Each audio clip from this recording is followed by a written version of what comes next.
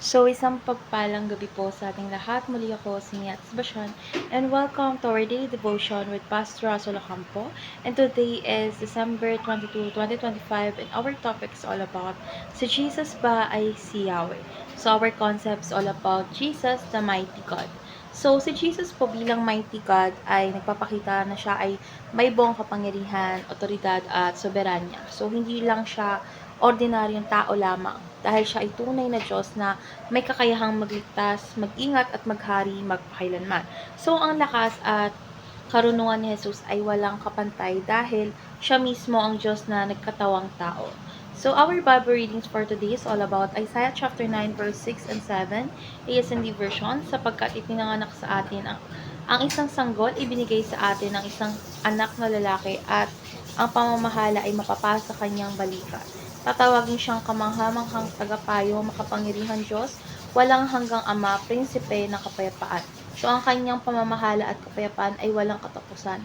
Siya ay maghahari sa trono ni David at sa kanyang kaharian upang ito'y patatagayin at palakasin sa pamagitan ng katarungan at katwiran mula ngayon at magpakailanman. Ang masigasig na pag-ibig ng ng Panginoon ng mga hukbo ang gagawa nito. So, ngayon ako na tayo sa ating teachings. Yung first teaching is Jesus is mighty God. So, malinaw sa talata ni Jesus na siya ay tinawag na makapangyarihang Diyos. So, ibig sabihin po nun, siya ay may kapangyarihang lumikha, magligtas at maghari. So, hindi siya mas mababa sa Diyos dahil siya mismo ay Diyos. Second is the mighty God is Yahweh. So, sa buong Biblia, ang makapangyarihang Diyos ay tumutukoy lamang kay Yahweh. So, walang ibang Diyos na may ganitong titulo at kapangyarihan. Kaya kapag sinabi ng Biblia na si Jesus ay mighty God, malinaw kung sino ang tinutukoy nito.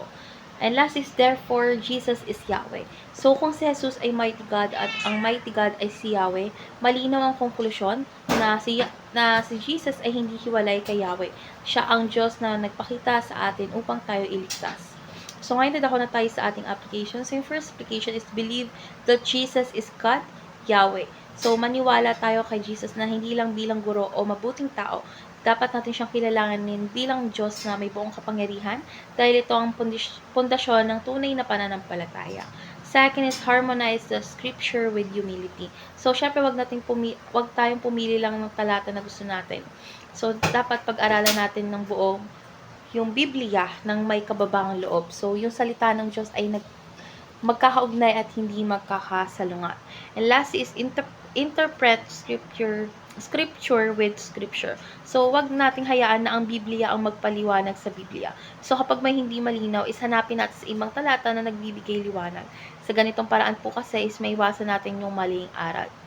So, ngayon ako na tayo sa ating last part, which is our discussion. And our discussion talks about why do we have to be humble in interpreting the Word of God. So, syempre kailangan nating maging mapagpakumbaba sa pagbabasa at pag-unawa ng salita ng Diyos dahil hindi tayo mas mataas sa kanyang katotohanan. Kapag mayabang tayo, is pwede nating baluktutin ang mensahe ng Biblia ayon sa gusto natin. Ngunit kapag mapagpakumbaba tayo, handa tayong maturuan at itama ng Diyos. So, sa ganitong paraan is mas nagiging malinaw sa atin kung sino talaga si Jesus, ang mighty God at ang ating Yahweh. So, natutunan ko na sa devotion na ito na si Jesus ay hindi lamang tagapagligtas, kundi siya rin mismo ang Diyos. Dahil dito is mas dapat natin siyang sundin, igalang at pagkatiwalaan sa lahat ng aspeto ng ating buhay. So, sa araw-araw is piliin nating magpakumbaba sa kanyang salita at mamuhay ayon sa kanyang kalooban. So, let's pray po. Lord God, maraming salamat po dahil ikaw ang makapangyarihang Diyos at ang aming Yahweh. Lord God, patawarin mo kami kung minsan ay mababaw ang aming pagkaunawa sa iyong salita. Lord God, turuan mo kaming maging mapagpakumbaba, tapat at masunurin sa katotohanan. Nais po namin lubos kang kilalanin, pagkatiwalaan at sundin habang kami ay nabubuhay. In Jesus' name we pray. Amen.